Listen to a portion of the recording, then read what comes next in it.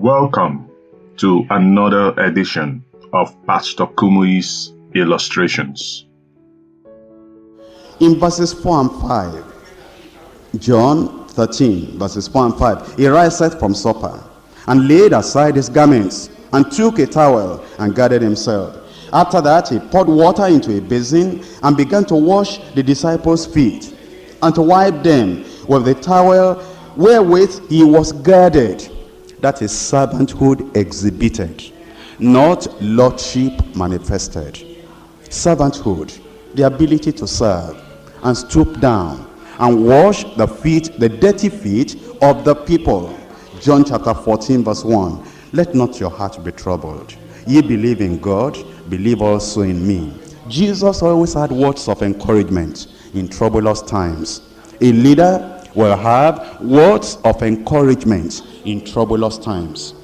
When people have problems, those who are led by the Spirit, guided by the Spirit, they will always have for you words of encouragement. A brother in the zone is trying to get married, and you ask him, now you've been in courtship for 2 years, 3 years, and you are not married yet. What's the problem with you? And I said, well, it has been a point of prayer that I've been trying to gather money to even pay the dowry, and I've not been able to succeed. Or I paid the dowry already, but I'm waiting so that I can have enough to buy various things in the home. Why did you behave foolishly like that? You went to pay dowry, no chair at home, nothing to cook. It's your foolishness, and normally you will suffer for your foolishness. I didn't know that's the problem, so you first of all pay dowry. Didn't you use your common sense and know that you should have equipped your house, done this and done that? Then you know you are ready for marriage, you go to pay dowry. I didn't know that's the problem. In any way, we'll be praying for you. That man will not believe you will be praying for him, because that attitude is not the attitude of an intercessor. Attitude of somebody that is praying. Words of encouragement. Words of encouragement. Somebody has family problem, and he's saying, I don't know if I can continue leading an area, because my wife always makes life uncomfortable for me, and I don't like to nag and get angry and do this and that. And even though I prayed and I controlled myself, but still I'm not happy with myself, the way I talked to her yesterday and the way I talked to her the other day. And then let me go and report myself to the zonal leader or to the area leader, and said, I think I want to have some time to pray. Why? What's the problem? Well, my wife and myself, not that we fought, but the way we spoke to one another, I was sharp with my wife, and I felt guilt. So you have started your fighting again? Okay. Which area are you leading? I'm leading such and such an area. Okay. As you have come, it is good. I will deal with that later, but let me care for the work of God first. Go aside, because we have tried to correct you. We have tried to help you. Help will never succeed with you. Brother, this man has been fighting with his wife. He told me that they just spoke sharp words, but I don't know how much they did, because I have not investigated. But before I investigate, go and take up his area. Go and lead the area. People that say they are saved, they are sanctified, always quarreling, no time for them. Get out of the work. Let another person do it. God has a lot of, you think you are special, look at them. Many people at Bagada, we can easily make them area leaders. So brother, help us. Go and lead that area. Hey brother, we didn't fight. What is fighting? When somebody begins to talk sharply to the other fellow, fighting has started now. Or you are waiting for when you take cutlass and cut ahead. Before you know that you are fighting, you have been fighting already. No words of encouragement. A person that felt like a failure at home and is looking for who will comfort me, who will help me to help my wife. When the person came there, what the person was not expecting is what the person will meet. But Jesus said, let not your heart be troubled. A leader that will encourage, words of sympathy, words of love, words of encouragement, and say, well, brother, you know, marriage is like a school. And you will find out that in marriage, sometimes your wife will do things that you don't like. Just, cool down. Do not speak any sharp word. After all, she is the mother of your children. And all those things will not help. I will see her myself and then tell her to come and see me. But as you are saying you don't want to lead house fellowship or want to be an area, everybody has problem. If we think of, I spoke to that one, they didn't pay my salary, I was a little bit rough with the cashier in the office. If we say because of that, nobody will not work for God, nobody will work for God, go back to your work. We'll settle that, and God will help you. We are praying for you. That man will go back with encouragement. Then we called the wife and said, don't you know that as your husband is working for God, if your husband is successful, God will reward you for making him successful. And if you make life difficult for your husband, don't you know that you are leading together? Even though you may say, well, I'm not house fellowship leader, I'm not area leader, it's only my husband that is working for God. As you are making life easy for your husband, God will give you a reward. And sister, what is the problem? That man is just a hypocrite. He's only leading people. He only knows Bible. He doesn't know how to apply it in his life. Yes, but what is the problem? Well, yesterday morning he was going out, and I said, Papa Bisi, make sure that you leave 5 naira down. And the man, so he reads Bible, he just finished quiet time and said, I have no 5 naira, go and take care of yourself. And I became angry. Okay, I understand. It's natural to feel like that, but don't yield to the natural. God will provide for you. Any other problem in the family, well, it is only this and this and this. Why not go back to your husband and say you are sorry? No, I will never say I'm sorry to that man. If you say you are sorry to that man, the following day, he will say, you have started again. You'll come back and you'll say you are sorry later. So, to say you are sorry to that man is dangerous. No, don't act like that, sister. Go back to him and say, I'm sorry. And whatever the problem is, we are praying for you. And don't think that your husband is a great sinner. He's a child of God. You must even be happy that you have a man like that. That God has allowed you to marry a man like that. You must be thanking God. If you know what is happening in other families, you will go and kneel down and be saying, God, I thank you for giving me this man. Is that so? I thought my husband is, the most terrible person in the whole zone.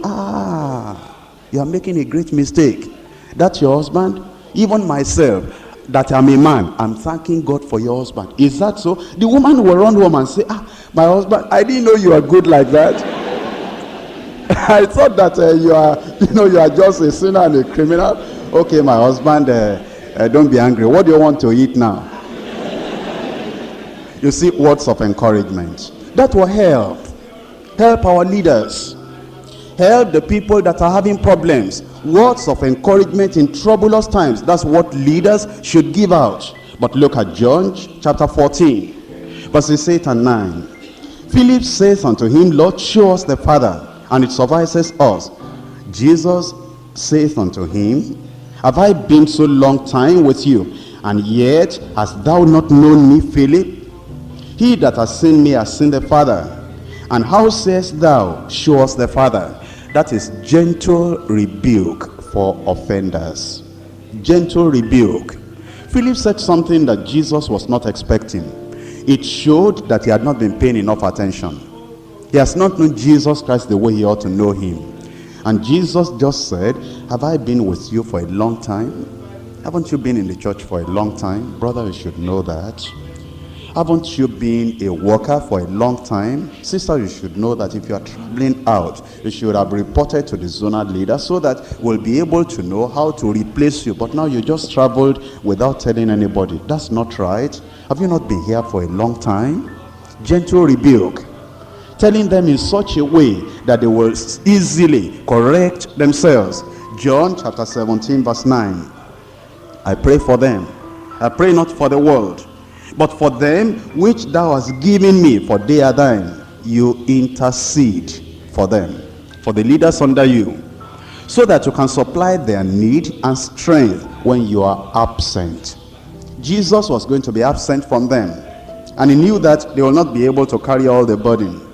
Because of that, he was praying for them. And we as leaders should pray for those under us, so that they will have the grace, the strength, all that they need when we are absent from them. John chapter 19 from verse 1. But Pilate therefore took Jesus and scourged him. And the soldiers plaited a crown of thorns and put it on his head. And they put on him a purple robe and said, "Hail, King of the Jews!" And they smote him with their hands. Pilate therefore went forth again and saith unto them, "Behold, I bring him forth to you, that ye may know that I find no fault in him." Verse 6, and the chief priests therefore and officers saw him. When they saw him, they cried out, saying, "Crucify him, crucify him." Pilate saith unto them, "Take ye him and crucify him, for I find no fault in him." He lived an exemplary life in the midst of suffering. They plaited a crown of thorns. They spat on him. They smote him. They did all things to him that will make a person to even get angry and fight back. But in the midst of it all, Pilate could not find any fault. All that they accused him of before, he had been guiltless. And what had been happening to him while Pilate had the opportunity of seeing him, he had also been guiltless. A leader must be blameless and live an exemplary life even in the midst of suffering. And let me ask you, when you are going through rebuke, misunderstanding, and many people are saying, "Crucify him, crucify him," and you know that you are not like that. They shouldn't have been saying that. You had helped them, counseled them, taught them, healed them, delivered them, and yet they are saying all that they are saying. Do you remain faultless, blameless, honest, and holy, and still having an exemplary life? When you have problem in your own family and everything is against you, as a leader, do you still keep up an exemplary life, that the people that examine you, the people that see you and they watch your behavior, even in the midst of that suffering, they can say, "I find no fault in him"? These are the examples that Jesus has left for us. One, that we should be doors and not barrier. That we should sacrifice and not always demanding our rights. We should be like shepherds, not hirelings. We should give voluntary service, not forced service. We should be visionary and evangelistic. We should not be satisfied or contented with the few. And we should be friendly, have people in fellowship, and let us love the people that are under our control or under our leadership. We should be compassionate and sympathetic, constantly loving, even though you might be in personal problem. Manifest, exhibit servanthood, not lordship. Always have a word of encouragement to people in trouble, and give gentle rebuke to offenders whenever you have to correct. Intercede for people, pray for them, to supply their need and the strength that they need when you are absent. Let there not be any retaliation or retaliatory spirit coming out of you. Just correct the people, or do it in love, and keep on leading an exemplary life even when things are not going on right for you. Let's rise up and pray. I hope you have been blessed by this edition of Pastor Kumuyi's illustrations. Please don't let this illustration die. Pass it on to others, and you could be of help to someone somewhere. Till we meet next week again for another edition of Pastor Kumuyi's illustrations. Remain blessed.